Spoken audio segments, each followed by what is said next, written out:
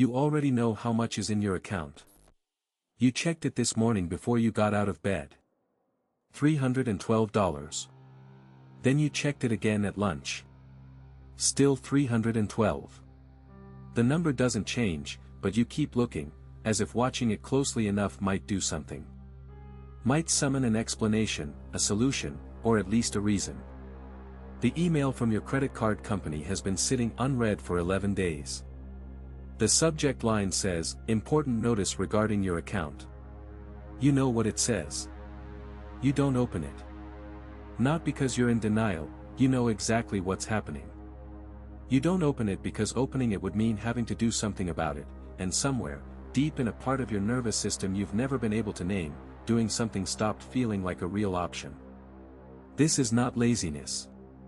This is not weakness of character. In 1967, Martin Seligman and Stephen Meyer conducted experiments in which rats were exposed to electric shocks they could do nothing to stop. No lever. No exit. Later, when a simple jump would have ended the shocks entirely, the rats didn't jump. They lay down. They had learned, at the level of behavior and reflex, that their actions had no effect on outcomes. Seligman called it learned helplessness. You were never in that chamber. But the financial shocks kept arriving, the overdraft you couldn't predict, the raise that never materialized, the side business that generated nothing, and somewhere, quietly, you stopped jumping. The freeze isn't a choice. It's a conclusion your nervous system reached a long time ago. Level 1 complete. But here's where most people stay. There's a moment, it happens on a Tuesday, or a Sunday evening when the week hasn't started yet and your defenses are down, when you catch yourself not doing something you know you should. The invoice you've been meaning to send for 3 weeks.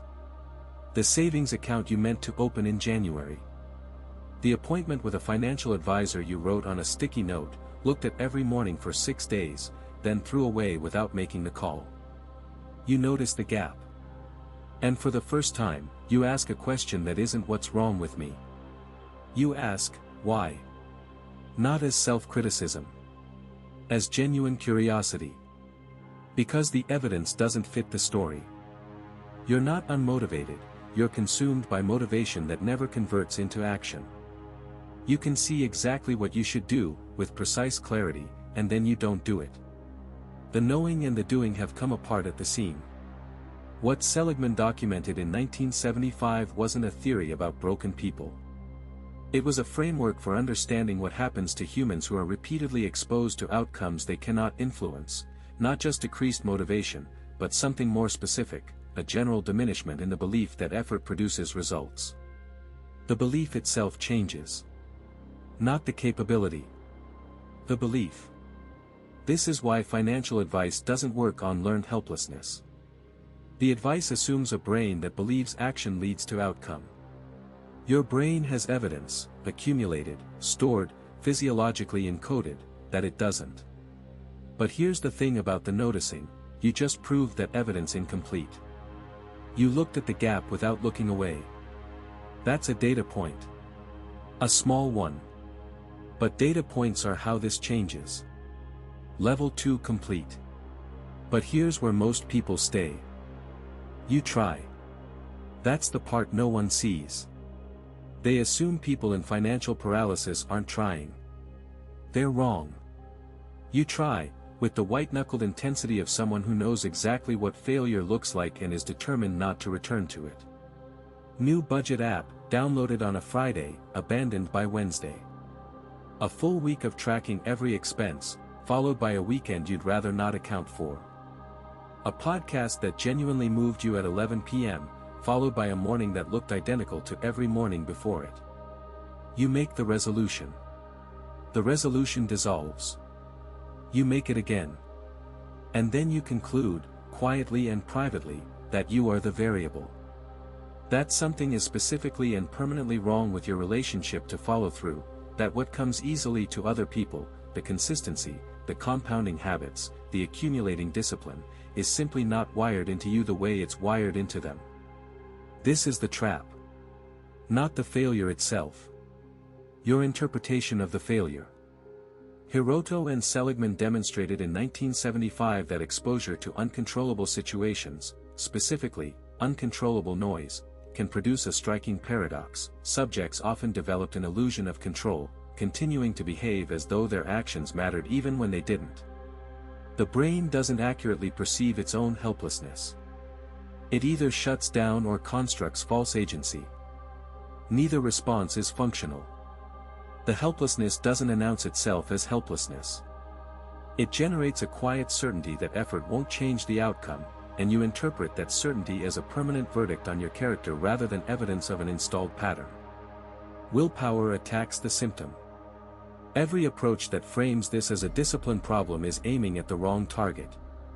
The source is the brain's learned relationship between action and outcome. That relationship was changed once. It can be changed again. But not through force. Level 3 complete. But here's where most people stay.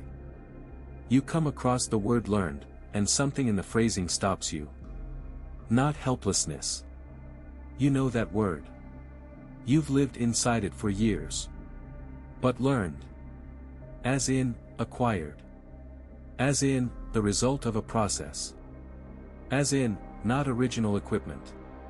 If it was learned, and the logic follows with the weight of something you didn't know you needed to hear, then it can be unlearned. You start reading. You find the original research.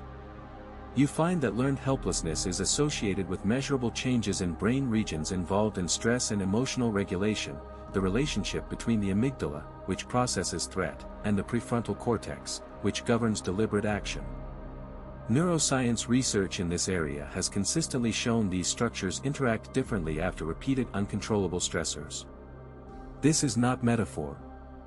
Your prefrontal cortex, the region responsible for executive planning, for connecting today's actions to tomorrow's outcomes, has been operating under chronic interference from a threat detection system running on outdated threat data. The amygdala learned, through years of financial shocks you couldn't control, that financial decisions lead to pain. So it intercepts them. Not dramatically. Not like a panic attack. Quietly, through the gentle manufacture of a feeling that nothing will work anyway. You weren't failing at discipline. Your prefrontal cortex was being overridden. The intervention, then, is not motivational. It's neurological. The question is not how do I try harder. The question is, how do I restore the experienced, felt, evidence-backed sense that my actions produce outcomes? Because the research suggests that restoration is possible. The brain changed in one direction under specific conditions.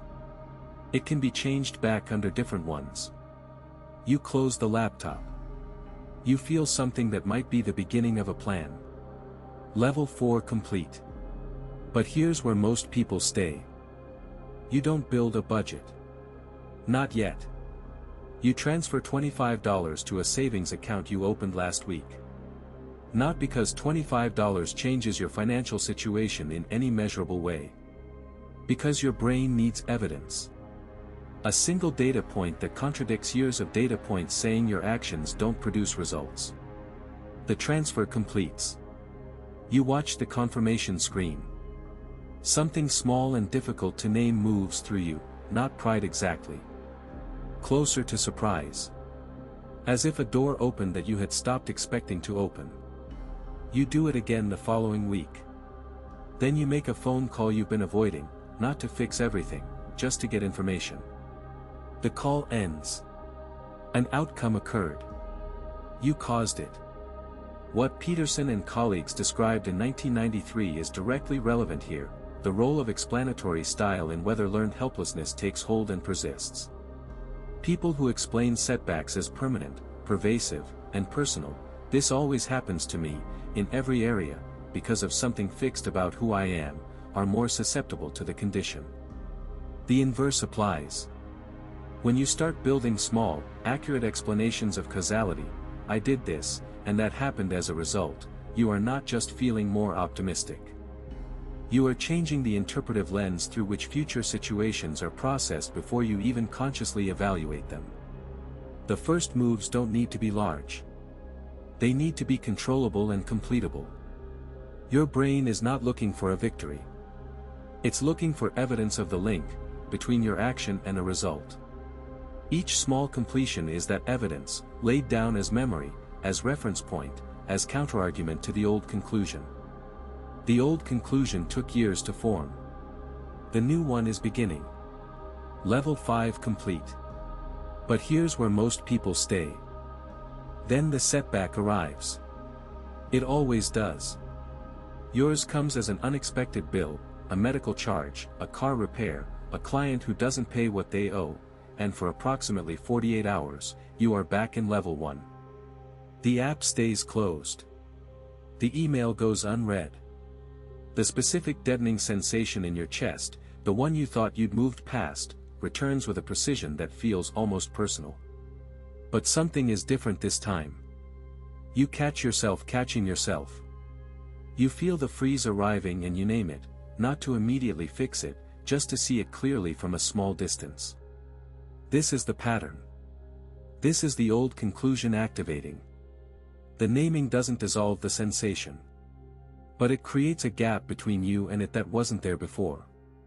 What Overmyer and Seligman observed in their early research is important here. The effects of learned helplessness can persist for extended periods, weeks, sometimes months, even after conditions change. This is why one good month doesn't erase the pattern. The neural pathways of helplessness are well-worn, fast-activating, deeply rehearsed. Under acute stress, the brain defaults to its most familiar response before conscious evaluation has a chance to intervene. But newer pathways exist now. Thinner, less automatic. They don't override the old ones, not yet. They offer a fork. A moment of recognized choice that simply did not exist 3 months ago. You don't make a perfect decision in those 48 hours. But you make one decision. You transfer money instead of waiting until you feel ready, because you've learned that waiting to feel ready is itself part of the old architecture.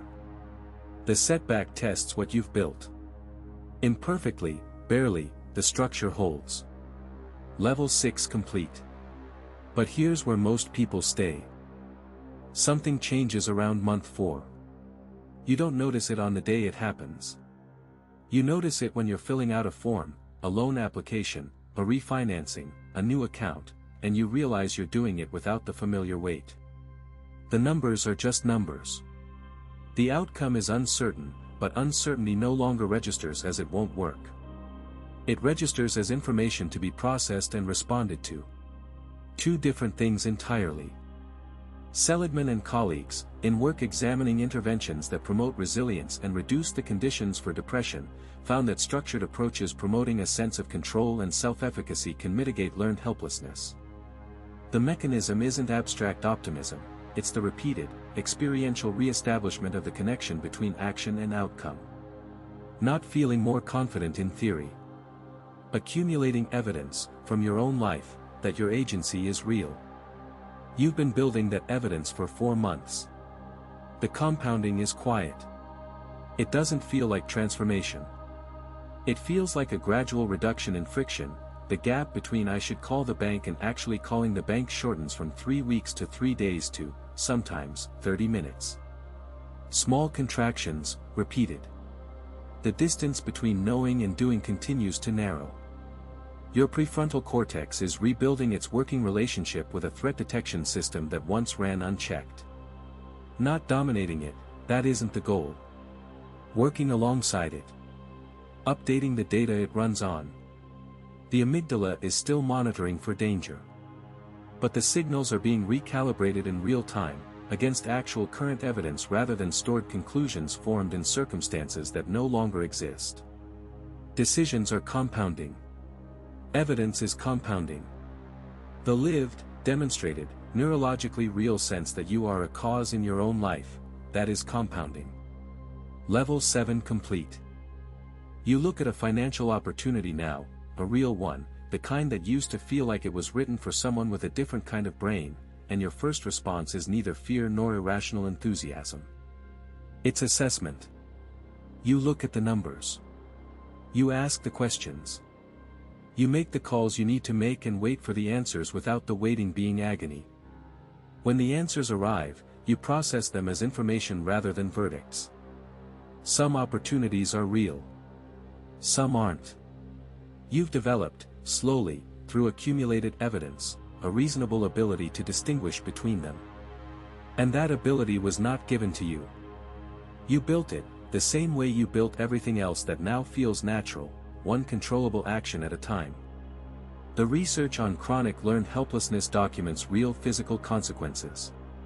Prolonged states of perceived uncontrollability are consistently associated with elevated stress markers, heightened anxiety, and measurable effects on immune function, a pattern documented across multiple independent research groups. The body pays the metabolic cost of believing it cannot affect outcomes. What the evidence also indicates is that the genuine restoration of agency, experienced, evidence-based, confirmed through repeated real-world action, moves in the opposite direction. The chronic low-grade physiological cost of nothing I do matters begins to lift. Not as a mood. As a shift in how the nervous system operates day to day. The wealthy mind is not an invincible mind. It is not immune to setbacks, to bad information, to markets that move against it. What it has is something more durable than immunity, a demonstrated, tested, repeatedly confirmed understanding that it can affect outcomes. That something, consistently chosen, consistently acted on, built one transfer and one phone call and one survived setback at a time, is enough to change everything that flows downstream from it. You are not the person who lay down in the chamber. You learned that you could jump. And now jumping is just what you do,